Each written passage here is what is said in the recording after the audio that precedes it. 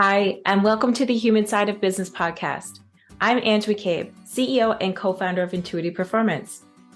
I'm a performance coach, HR professional, whole person leadership facilitator, and your host. The Human Side of Business podcast is fueled by the genuine curiosity to understand how personal characteristics and skills can be leveraged to drive individual and team performance, tangible outcomes, and ultimately organizational success within business. Each podcast is devoted to sharing knowledge, expanding our learning edges, and exploring the trends in corporate culture towards growing the emotional intelligence of organizations. I'm so glad you're here. Hi, and welcome to the Human Side of Business podcast. I'm Ange MacCabe, CEO and co-founder of Intuity Performance. I'm a performance coach, HR professional, whole person leadership facilitator, and your host. The Human Side of Business podcast is fueled by the genuine curiosity to understand how personal characteristics and skills can be leveraged to drive individual and team performance, tangible outcomes, and ultimately organizational success within business. Each podcast is devoted to sharing knowledge, expanding our learning edges, and exploring the trends in corporate culture towards growing the emotional intelligence of organizations. I'm so glad you're here. Hi, everyone, and welcome to our special roundtable episode on leading with agility, mastering dynamic leadership in a changing world. Joined by three esteemed experts from the HR coaching, leadership, and recruitment world. And together we're going to dive into what it means to lead with agility in today's fast-paced environment. So expect to hear some insightful stories, practical experiences, and interactive discussions that will equip you with the tools to become a more adaptive and dynamic leader. Here we go. I'd like us to just quickly go around the room and introduce who we are, where we're zooming in from, and what does leading with agility mean to us today? I'll go first. Diana Stabler. I am a HR director at an IT consulting company in Illinois. We're shortly just a little bit of distance from St. Louis. I've been in there for about 3.5 years. Great place to be. And I'm excited to be here today. Thanks. Thank you. Hello, next. Hi, I'm Kobe Mill. I'm in the beautiful Annapolis Valley, Nova Scotia. And I work for a company called Roman 3. We are a people and culture consulting company that does consulting, training, diagnostics, anything people and culture, that's our jam. Awesome. I'm Jen Warrington. I am just outside Halifax, Nova Scotia, and I own the Warrington Group, which is a recruitment and career strategy firm, and doing all things hiring all the time. That's fantastic. And I'm so happy to be your host today, Ange MacCabe, CEO and founder of Intuity Performance, where we help elevate humans from within, focusing on whole person performance. So diving right into the topic, everyone, and we're all here because you're dynamos, you know your stuff, and are eager to share with the world. So what does leading with agility mean to you? And why do you think it's crucial in today's business landscape? I'll jump in. Okay, I'll go first this time. That's fine. Let's not be polite. Okay, let's not. Come on, drop that. I'll jump in. So for me, it's really being able to know and identify quickly when to pivot. And obviously, when we're working with organizations that have recruitment needs, they're usually very reactive versus being proactive. And oftentimes, as we're halfway through the process, something is changing, whether it's a candidate profile or whether it's structural changes inside the organization that we weren't anticipating. So for me, it's being able to stay calm when we need to pivot and not panic, and just know that being solutions focused is going to get us the ultimate result for the right candidate to sit in the right role, always protecting the employer brand and the candidate experience. What I'm hearing in a nutshell, Jen, is that from your seat, it's really being able to lean into the clients. And in some circumstances, their needs shift, or candidate profiles, expectations may shift. And that nutshell is what you're pointing to in the sense as a leader yourself, being able to lean into the clients and kind of adapt essentially with some agility there. Absolutely. And then being able to take it back to the team of recruiters that I have to say, okay, I know we were going down this path and now we're going over this way. It's not as bad as it feels like, because at the end of the day, everything we do is to protect the candidate experience while enhancing the employer brand. So if we need to pivot and have a moment of panic inside, that's okay. Everything is always changing. So really knowing you have to be able to embrace the pivot. And so doing it with the client, but then also taking it back to the team and saying, like, catch your breath, because here we go off the deep end, or off the high dive, and we're going to figure that out. And then knowing that it's going to be okay, and when it comes to people, they are the wild card in everything we do, no matter what side of the table they're on. And at the end of the day, we all know that under the HR umbrella, a lot of it is reactive. It's really hard to get people to do these things proactively, which would probably make it a little easier to be agile in this environment. Mm-hmm. I hear you. Di, what are your thoughts when it comes to leading with agility from the coaching realm perspective? Yeah, so I think it's really at the core of it is honoring an individual for who they are and not trying to turn them into something we want them to be. When we're hiring and bringing people in, the idea is to have that diversity of thought and experience and background. And, from a coaching perspective, even in HR, from my seat, there's coaching every day, whether it's my teammate or an employee that comes in and they just need a little bit of guidance on something. I think at the core of it's just honoring everybody's individuality and hoping that they align, of course, that our recruiters did a great job, and they do, and to the company values. So yeah, absolutely. Kobe, jump in. So yeah, I think that what Jen said as far as solution focus, I think is probably a cornerstone of agility, of agile leadership, because a lot of it is there's so much of the desire to just react a lot of time in a lot of more traditional leadership, or go back to the well of where things used to work before. One of the things that we always like to do when we're trying to kind of help with a bit of a mind shift is try and provide some clarity around where some of the gaps in thinking are. And one of them that I think really well defines agile leadership is the difference between complicated and complex. Because complicated is when things are multifaceted, multi-leveled, but there's a conventional path forward. You can rinse and repeat. Your taxes are complicated. They're hard to do, but everyone can follow the same path to get there. Where complex is multifaceted, but every situation is unique. It's always different. What worked yesterday won't work today. What worked for you won't work for me. And the pinnacle of complex is people. Anything involving people, you are into complexity. So you have to be able to adjust to it, because what worked yesterday won't work before, but what works in one context, you can't just cut and paste into another. So I think part of the agile leader is aware of that and is aware of, okay, we have to carve a new path every time. We can learn from the past, but we can't expect to just rinse and repeat. I coached with one leader in the tech space out of the US, and it was really interesting because when they first started coaching with me, they were very much into mergers and acquisitions. And in the first instance of acquiring a business, they would actually, what they would call parking lot the business, meaning that the culture, the people, the programs would almost go on pause for 6 to 8 months prior to actually being integrated into the parent company.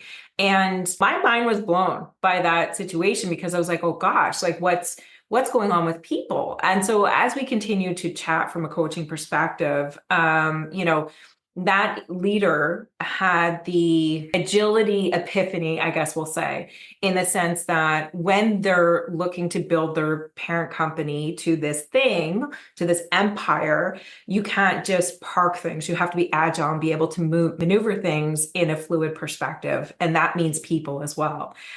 So for me, what leading with agility means to me is, piggybacking off of a lot of what we're just talking about. It's looking at it from an individual leadership perspective of dynamics and what's changing and what do I need to adapt to make sure that there's a solution and or favorable outcome, as well as being able to meet my team members where they're at and influencing that said agility in the sense that I don't need to care and control you or micromanage you. Rather, I need to mentor you in the agility mindset so that it aligns with department, culture, et cetera, et cetera. And to Kobe's perspective, it's really dividing complexity from challenges. And oftentimes when we start to think about agile, we start to think about processes, not so much people.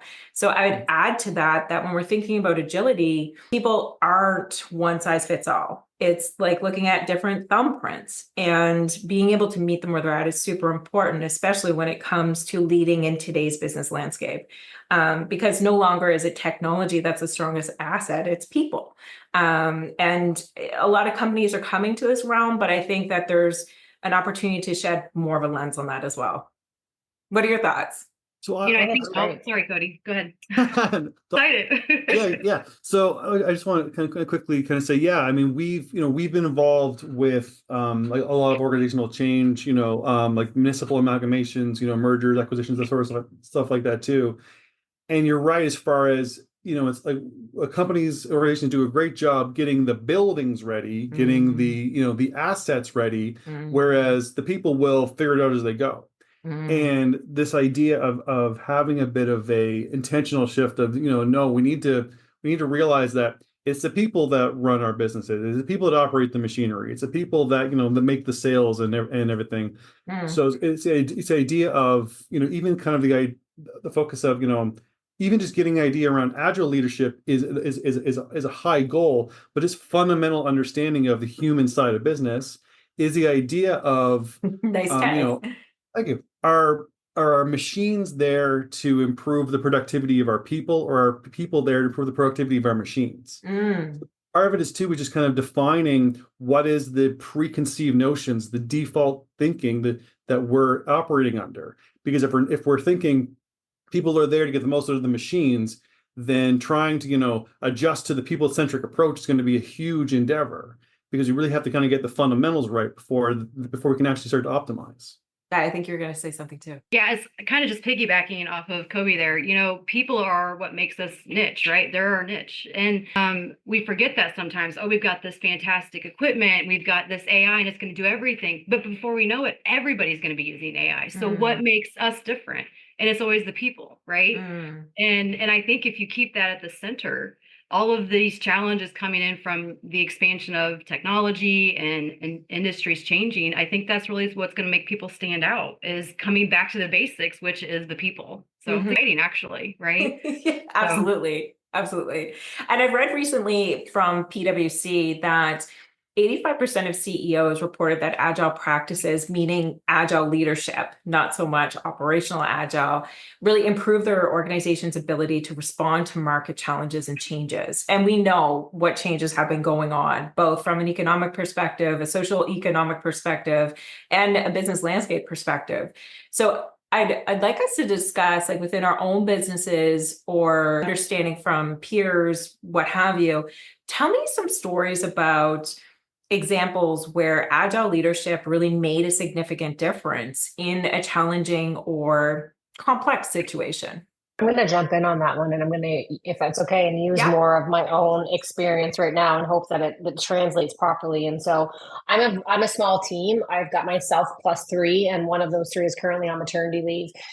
So the 2 that I have with me currently in a full-time capacity, one of the things that we're struggling with as we're growing and scaling is that I have team members that have a lack of confidence in their own abilities, even though they're crushing the work that they do. And then that lack of confidence is then spilling into the mindset of like imposter syndrome. I'm not good enough, and all of the things, and like a lot of self-doubt. And while I know that that's very common, we all have those moments of imposter syndrome or lack of confidence, or the room I'm walking into is like, I shouldn't be in the room, or all of the things. Yes. But having done a lot of the work internally for myself as I've been going, when I started, it was just going to be me. And then it was like, oh my gosh, now we need to hire. And now we need to hire again. And that has evolved very quickly. And by doing that work, I'm struggling with, I see everything very solutions focused. I never see problems as problems. And so to get my team to catch up to that, and Ange can attest to this, I'm a million miles an hour. Like, I'm go, go, go, go, go. And so to try to be bringing them with me, and then also being like, hey, let's instill the positive mindset and let's share the confidence that you should have because you're doing great. What it's really done is it's forced me to slow down a little bit so I can say, okay, is this really complicated, or is it complex? And then how do we instill the values of myself and then the individuals on the team to then be able to say, like, we're creating mountains out of molehills here, right? Like, we really need to look at it strategically and just learn and lean into the mindset that if we're solutions focused and if we can come to our clients with options, right? And if you as a team can be empowered to say, of these options, this is what I would recommend, not what I think Jen would recommend, then we're going to be able to move those things forward. And so it's really pushing us to the limits of, again, everybody's comfort level in terms of how are we going to move that part forward. Because I think we all need to be on that same page in order for us to scale to the growth that I know that we're capable of. Absolutely. I 100% agree with you, Jen. And like three things could definitely take us down a rabbit hole, and I think they're all golden nuggets here. One being, as a leader, when you grow, the expectation for your team to grow with you is fair, 100%, full stop. Like cultural alignment, all of that stuff needs to be there. And curiosity with release of judgment for leaders is really important. I think that falls into that definition of agility, because oftentimes, Jen, you and I can sit down and we know the language, we know the lingo, we know each other's businesses through and through. So we can just be like this. What about that? Do you know this person? What about this person? Did you think about that? Whereas with team members, what I'm hearing, which brings me to the second point, is around, it's not just agility, it's helping the team to understand the differentiating factors between resiliency and grit, because that is what helps you get to the problem mindset shift, right? And then the third thing being, when it comes to that agility piece as a leader, it's looking to prioritize as to, okay, what is that thing that I need my team to focus on right now versus 3 months from now versus 6 months. And it seems like a lot of layers for leaders, and it is, which also draws us back to the attention of, it's really important as a leader to be able to refocus and invest in themselves as well as their team members. So thank you for the vulnerability and sharing that example, Jen. I love it. Absolutely. And I'll just bookend off of that to say, when we talk about like everyone's like a thumbprint, and because it's people, everything is different, how everyone's going to receive that message is going to require a different approach. And so for me, it's like knowing, when am I coming in as like the mother hen and, giving kind of a soft place to land. And then when am I coming in with some tough love parenting in that kind of sense to be like, okay, like we've hung on to this long enough, let's move it forward. Because when I said this, and don't beep it out, I'll beep myself out. But like, if we sit on our own beep long enough, you can get really stuck in that. And like, that's not the trajectory that we're on. Right. But then also creating a safe space where they can be vulnerable and say, this is why I don't have the confidence, or this is why I think I'm not doing well. And then, that flows into the approach that we would use with our clients as well. It really sounds highly collaborative in the sense of, allowing your team members the space to discover and have their own epiphanies, which really kind of backs into that coach approach. Absolutely. Any other thoughts, examples? Well, I just wanted to kind of jump in on Jen's excellent example, and I again appreciate telling the personal story. But I think what allowed you to have the ability to share a personal story, I think, is actually the key to that story, is the ability to be vulnerable. And I think that there's not really any way that we can have agility in our approach to kind of solutions and to kind of progress if we're not willing to, shoot from the hip sometimes and try something out and be vulnerable and put ourselves out there. Because I mean, a lot of the work that we do is we do a lot of work around organizations trying to improve psychological safety. And, so we go in, we have diagnostic tools, we investigate, and we try and find the causes of it lacking and where is it present, and try and merge everything. But is a lot there to, it's about, the organization has to kind of see the individual, and also kind of allow the person to kind of bring their whole self to the conversation. And they have to be psychologically safe in order to do that. And, to be, and to kind of go in and know, okay, I trust Jen that she's coming in as mother hen. I trust what that's going to be, but I also trust, okay, if she's coming in here to kick my butt, then she knows that's the right thing to do. And I feel safe in that, and also safe to kind of respond to both sides of you.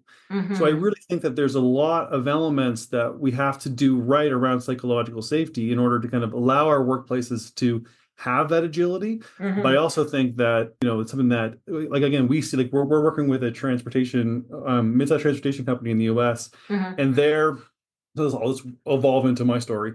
And their CFO kind of said that, we want this shift towards a more people-centric organization. Like we want our legacy to be that we are an employer of choice. And so he's kind of championing this cultural transformation in the work that we're doing with some of our other collaborators to make that happen.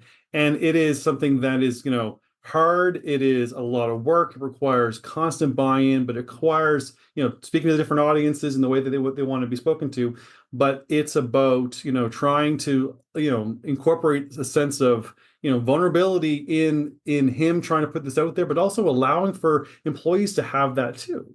So it really is something that, if we want to create more agility, if you want to create a greater sense of kind of like a people focus, then we have to let the people be able to be themselves and speak up and share their thoughts and ideas when they need to without retaliation or ridicule. And ensure that that's not just while this is a hot button issue, but how that's ingrained in the DNA of the organization. I'll tell you a funny story, kind of funny-ish, like haha, kind of sarcastic funny. I remember when I was a director of HR, we'll just say for a company, and there was a policy that backed into the issue that C-suite was talking about, and I was at the table. And when I brought up the policy, there was 5 different versions already out within the organization. And part of my job was to clean that up, obviously, right? You need one version of the policy out there. Yeah. So all it's to say is I was vulnerable enough to say, version 1, 2, 3, 4, 5 is here. I think it should be this. So I'm providing proactive approaches. And I was ridiculed because I brought up the policies in that meeting with C-suite. They didn't want to focus on that right now. And so I kind of like sat back in that moment. I was thinking, God, like, am I that far off the mark? Obviously I wasn't, but it kind of gives the flip side of what a non-psychological safe environment can look like, and therefore what it can do. Because from there on, I would feel hesitant, or I'd need to ask 2 or 3 questions before I would offer something so that I didn't feel ridiculed or put down, essentially. On the flip side of that, with Intuity Performance from a training and coaching perspective, we've seen over, especially through COVID and a lot of things moving to the online space, where organizations are looking for dynamic approaches. And this is more to our HR leaders and HR peeps in the room. And Di, I'm sure you can speak to this as well, in that there isn't one solution or one resolution that fits all. And so part of that agility rests within the HR team as well as leadership, in the sense of trying to figure out those solutions and what the organization actually needs versus wants. So coming full circle, I was doing a leadership cohort with an organization. They didn't have 1 or 2 or 3, but they actually had 4 layers of management in one cohort and nominees to be managers. So as you can see by Kobe's eyebrows, that's dynamic, and agility is required. So here comes vulnerability in the sense that halfway through our cohorts, I've always done check-ins with the key stakeholders. How's it going? Is it beneficial? Are people utilizing some of the language in the workplace? What is the transfer to knowledge? Where do you see value? Where can we improve? And I was so grateful to work with this team, because I said, you know what, Ange, like, loving your stuff, but our tech people or tech leaders are having a hard time translating the information. So for me, I had to, kind of swallow my ego a bit, because I had to flex agility skill sets or strengths in that situation to really problem solve with them to make sure that they were getting a true ROI as promised. And so what we did was we looked at it from the perspective of, okay, instead of pre-work of reading this management article per se, the pre-work is senior leadership will bring in an anecdotal problem to solve. Middle management will add value to it. New managers can therefore ask questions. And we created the environment so that it really played back into the workplace. So that's just another example as to, one, making sure that when you're in a critical or challenging situation, that you have a safe place, piggybacking off of Kobe, and taking it a step forward, that it's not just leadership that is responsible for agility, but also your HR and surrounding supportive departments. Di, what have you been experiencing over the past few years when it comes to agility from an HR perspective? Yeah, so a few years ago, our department completely changed, got new leadership. kind of separated from some other parts of the business, and we had to rebuild. We basically had to tear everything down and rebuild. And that was the first time I've ever been part of that. And it's a little terrifying at first to get a new boss, but it was the best thing that ever happened because we were open to change, right? Instead of being like, how come all of that happened? It's what can we do better going forward? And we shifted the entire department from a competitive vibe to a collaborative vibe, right? We're no longer building policy around punitive measures. We're saying, how do we do better, with teaching managers to teach our people better, right? And so we shifted from, shame to, what do they call it? I'm sorry. It was reflection, right? And so that was good for me because I was in the middle of my own journey of trying to figure out that how do I get through this imposter syndrome? And then I had a boss who came in and believed in me, probably for the first time I've ever had that. And I noticed how big of a difference that made. And HR to me is the center, the heart of a company. And if we are competitive and we're backstabbing, then that will bleed into everything. Absolutely. And we have the responsibility to not let that happen. And it was great to have a team that was focused on that and just to see it change and the way it changed everything outside of that department. And now we're collaborating much better with other teams and people come to our office all the time to talk, right? And so for me, that was a great way to see that shift change and how that can impact a company culture is really how HR is handling all of that stuff. Beautiful. Yeah. I'm going to drop a quote for us to reflect on. And this quote is from Alvin Toffler, who's a futurist. And he had said, "The illiterate of the 21st century will not be those who cannot read and write, but those who cannot learn, unlearn, and relearn." What does that mean to us in the sense of, where we sit in our businesses or our roles when it comes to agility? You're up, Kobe. That is totally fair. It is absolutely one. And one thing I should probably put out there too, and Andrew respond to my eyebrows, I have what my wife calls thinking jerk face. And I am trying to process something. I may have a scowl on my face, so I want to apologize for that. And feel free to use that if you know anyone else with this horrible condition.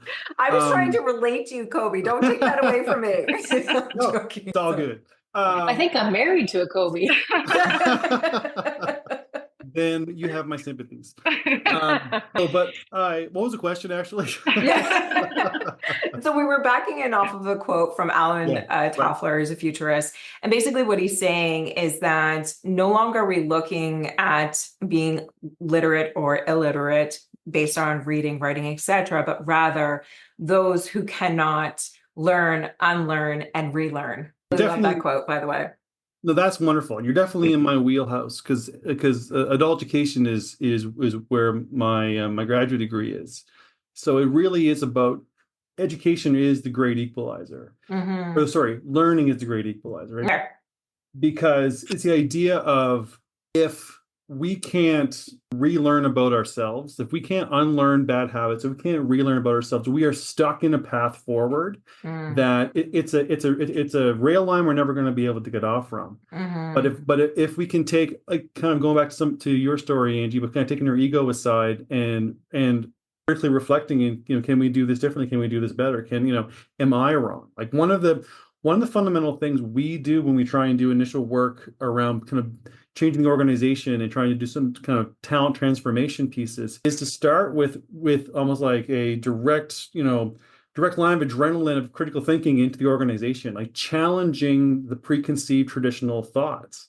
And if we can't do that, then there's very little ability to have long-term success. We could probably create we could probably prop up success in the short term, but it's unsustainable if there's not that ability to say, okay, we were doing, old was good, but new is better. If we can't get to that type of at least, willingness to kind of meet us halfway, then we're never going to be successful forward. So those that can relearn about themselves, those that can grab new information, and those that can pivot and adjust their own mindset, those are the ones that are going to be successful. Because, as we say, things are complicated, things are complex when we're talking about people. So we have to be able to make sure that we're prepared. We have the tools in our toolbox to deal with anything that involves people. Absolutely.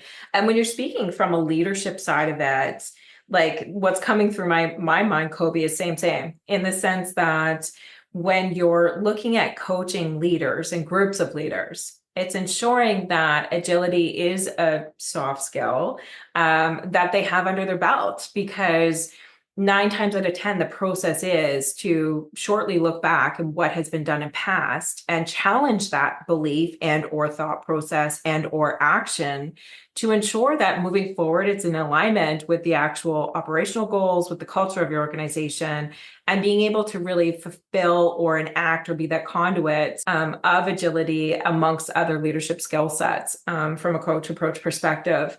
I was thinking about you, Jen, too, when Kobe was speaking, because I'm curious to understand when it comes to learning, unlearning, and relearning, when it comes to like recruitment and company brands per se, employee branding, what's been coming up for you from an industry perspective? I think that could be an interesting look. Yeah, it's a loaded question for sure. Because Not what I'm intended. finding is, no, totally.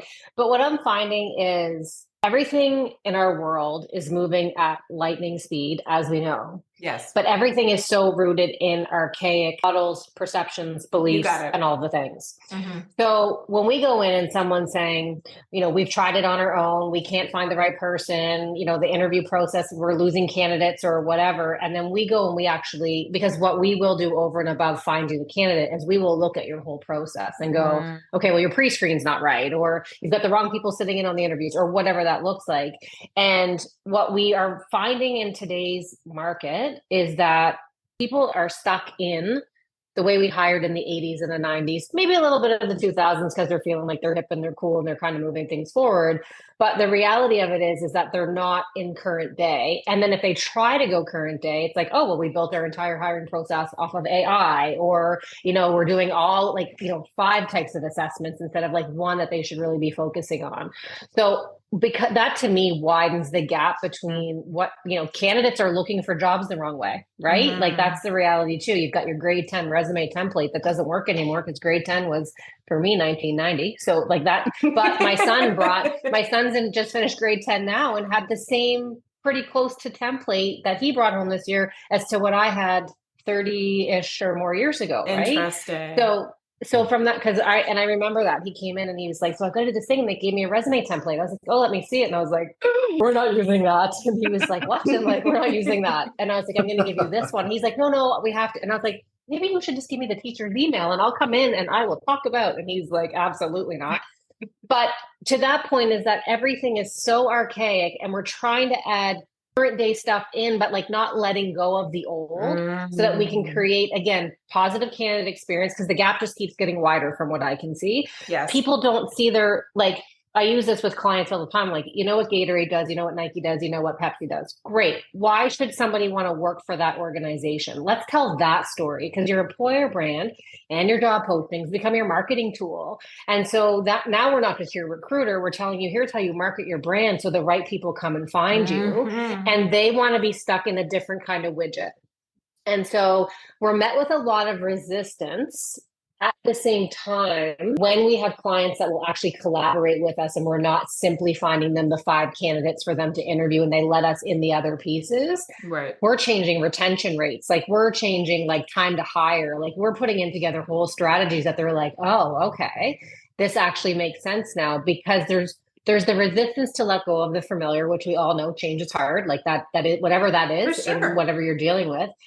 At the same time, when we can gently shove them forward and then they become open to that and go, okay, we'll try it your way. Then they start to realize that the archaic ways we've been doing things are not going to work in this world. And when you think about the, kids from 17 all the way through to, young adults in their late 20s and 30s, the way that they're going to look for jobs and stay in jobs and excel in jobs are not the way that we did it.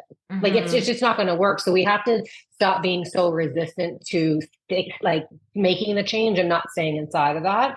And recruitment, I think, is the one area where we are constantly going to see like, well, we've always done it this way, right? And when I was not on my own and I worked for a large global financial services organization, the process was so heavy, all the steps you had to go through to hire great talent, that like agile would never have been something they would have even comprehended, because of the fact that it was like, we have to check all of these boxes and we have to do all of these things, when sometimes great talent doesn't need 100 checklist, like 100 past checklist. It's like, this is a great person, they're going to fit in our organization, let's move and let's move quickly. If not, they're going to the competitor and then you're going to watch them shine somewhere else. Right.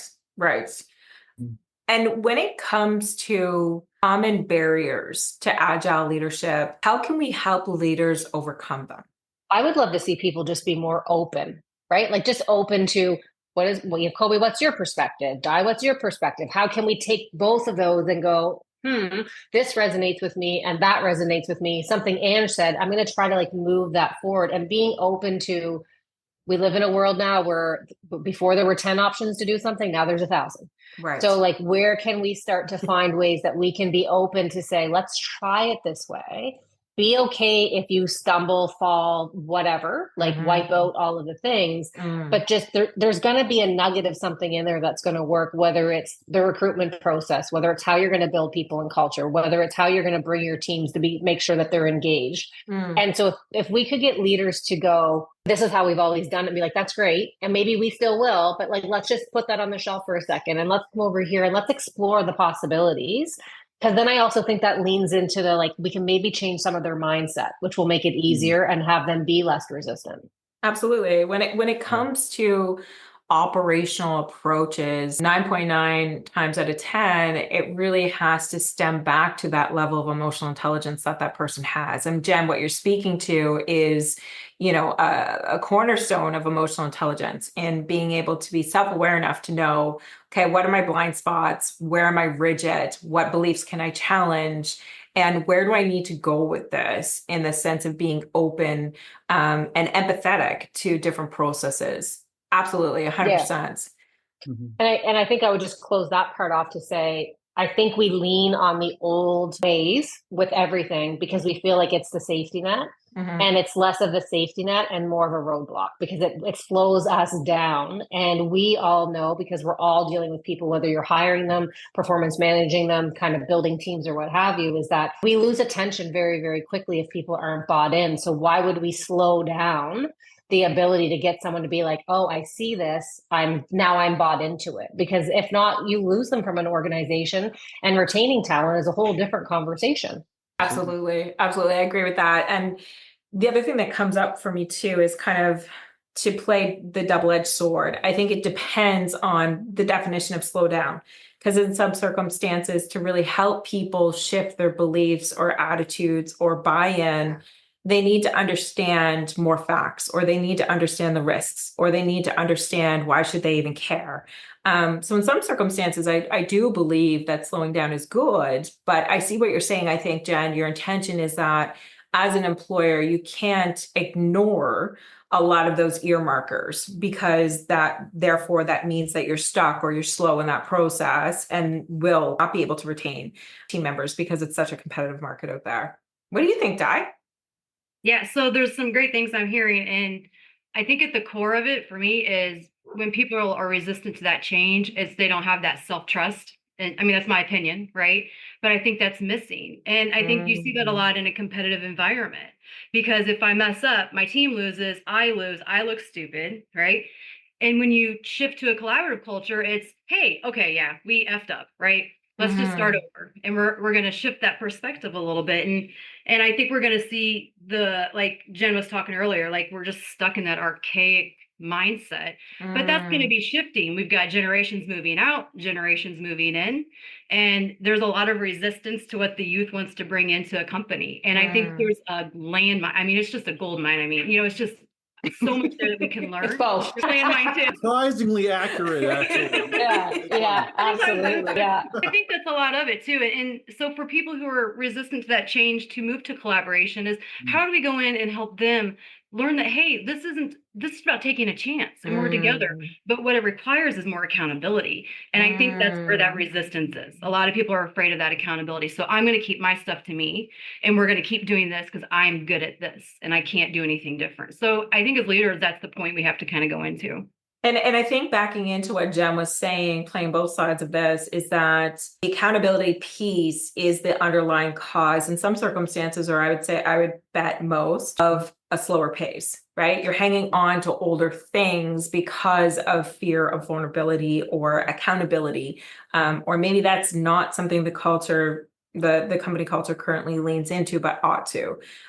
So I really like all the points in the sense of common barriers of agile leadership, because what I'm hearing are things like ego, vulnerability, change resistance, the pace of change and keeping up with the same, as well as being not just accountable for ourselves, but mentoring accountability throughout the organization, having that clear, open, communicative connection to ensure that you're stepping into the agility leadership style versus stepping back from it. Yeah, I love it. 100%. I'm all about the how-to. If you could provide one tip, and I'm kind of going off script now, just so everybody knows and they're not searching their notes. So I'm teasing you all. If you could provide one how-to when it comes to agile leadership, what would be like a first step, or what would be a predominant thing that comes to your mind in learning this skill set as a leader or HR professional? Can you just say it one more time, because you glitched out on me? Yeah, for sure. I hope it was the earbuds.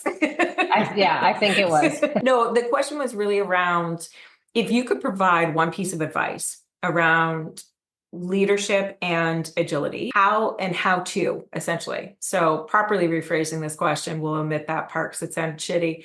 Essentially what I'm saying is that if you could give one piece of advice for leaders to lean into the agile leadership style, what would you say to them? I would just say, like, just be open to the possibility. And it's very hard to do because we are set in our ways, and it's whether the way we've done our job for a number of years, or it's, going through even the way we were raised and the things that we believe. But I think it applies really to anything in the crazy world that we live in today. But like specifically with this, like, just be open to the learning and the unlearning and then learning again, because there's always gold inside of it. There's probably some landmines too, but there's always gold inside of that. And if I went into, I would like to think that I know a lot about recruitment, but if I thought I knew everything about recruitment and I wasn't open to the perspective, maybe someone junior on my team who sees it a different way based on their perception, I wasn't open to like learning the things I needed to learn as a leader in business, because I had never been a leader prior to hiring my first team member. Like, I never had my own team. If I was so rigid in that way and wasn't willing to like learn and unlearn again and fall on my face and then get back up and keep going, I wouldn't have a business that I have now compared to what it started. So I would just say, just be open to the perspective and be open to the possibilities. And I think that once you can do that, whether it's in your work or it's in personal, like, they will then start to feed into each other. And then maybe the world will just be a nicer place. I love that, Jen. Thank you for sharing. Kobe or Di, you want to try to lean into that? Yeah, From your well, actually, I'm perspectives? thinking that's a tough thing to follow. Yeah. So I think it would be about have the confidence to be willing to change. And I mean, like, there's really, if you think about it, kind of going back to what Jen said, like, like the listening side of it too, right? Because like listening really is the willingness to change. If you are not willing to change, you hear what I say, but you're not listening. You're just waiting for your turn to talk or waiting for me to finish speaking, right?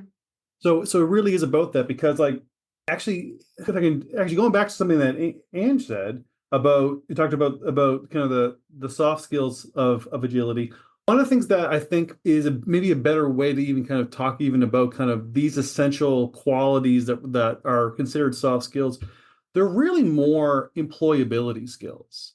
Because to be employable as a leader in the ever-changing world that we live in, you need to have these things. These are not soft, nice to haves. These are essential employability pieces. You are not employable in your job if you do not have the ability to pivot, the ability to challenge your own assumptions, the ability to collaborate.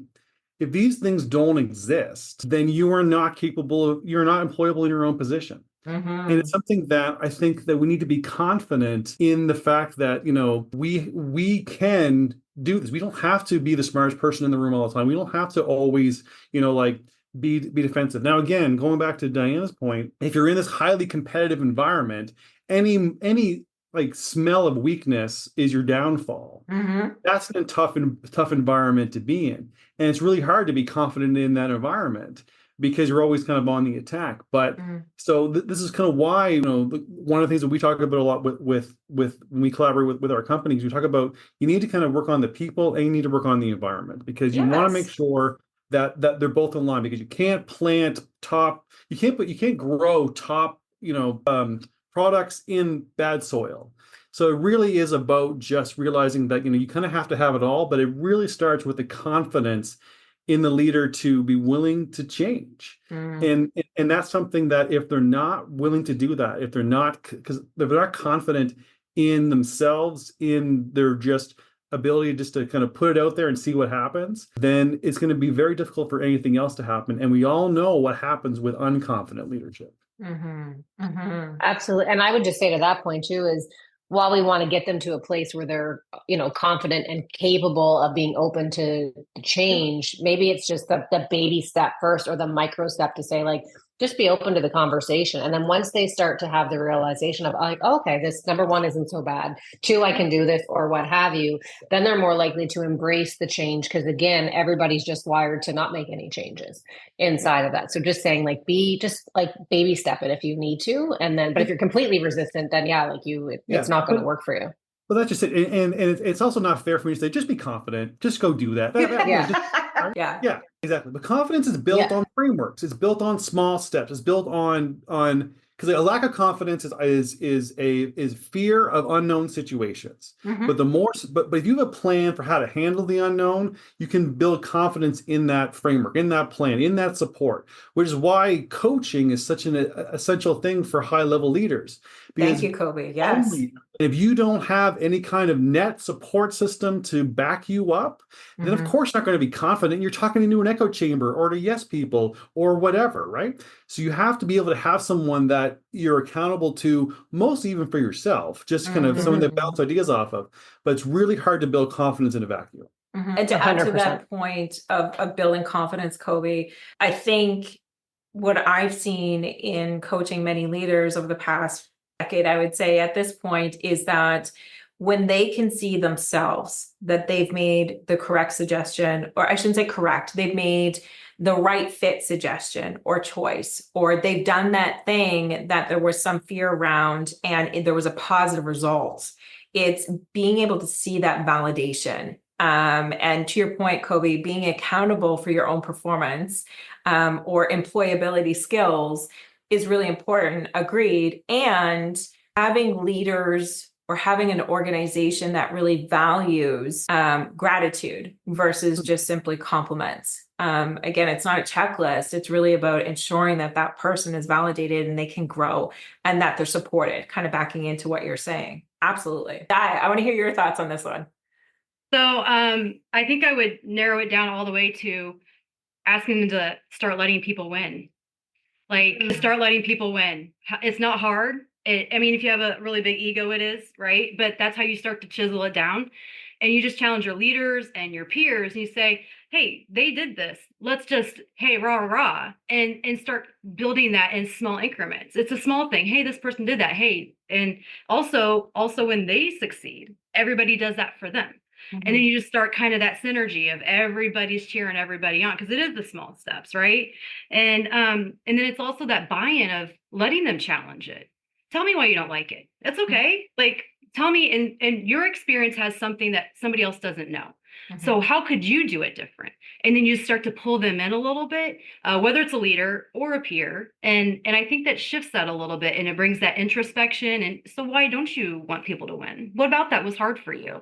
And that's a little bit of coaching, right? And maybe not everybody's got that ability to do that at their job. And I think that's just kind of how you shift that a little bit and give them an opportunity. Absolutely. I'm going to take it out to 30,000, 60,000 feet here, because there's been so much valuable kind of insights around how to support leadership and pointing to pieces of advice that essentially, when you're thinking about the value of ensuring that your team members have employability skills, really what that comes down to is that because of the rapid pace and change of the market, it's now a competitive advantage.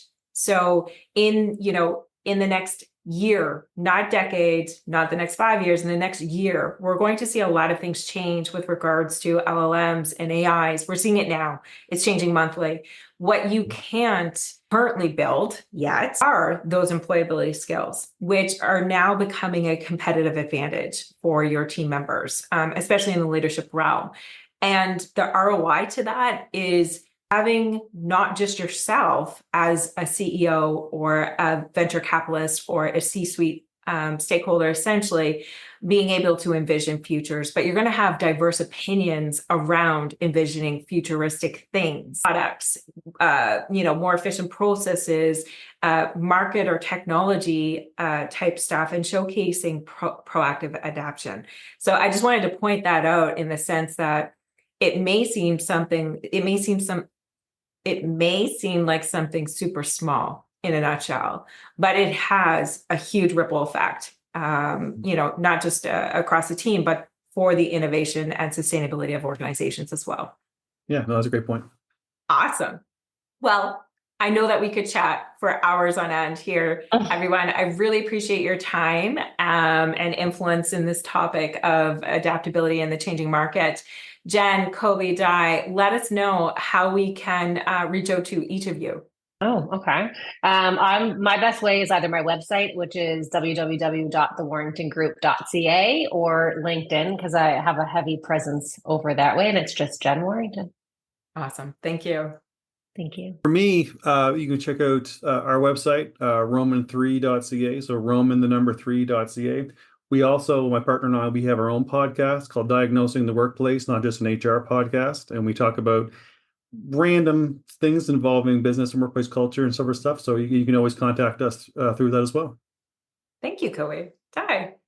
Yeah, so my last name is actually wrong on here. I just realized that. So, but you can find me on LinkedIn. That's probably the only place you guys would want to look for me. I don't think anybody wants to email me at work unless you have something fascinating you want to talk about, but I'm happy to do that too. So, but yeah, thanks. Thank you everyone for your care and time today. Be well. Thank you. Thanks for listening to the Human Side of Business podcast. I'm glad you could join us. If you enjoyed today's episode and want to stay updated with our latest content, make sure to visit our website. The link can be found in the episode description, where you can subscribe to the podcast, sign up for our newsletter, and learn more about our whole person leadership services. Sounds interesting? Explore the Whole Person Leadership Cohort by Intuity Performance, a unique program that offers unparalleled support to managers on every step of their leadership journey. Our program features evidence-based assessments, workbooks, group coaching, and interactive learning experiences to help you level up your leadership skills. Reach out today to apply to one of our upcoming cohorts. Until next time, take care and stay curious.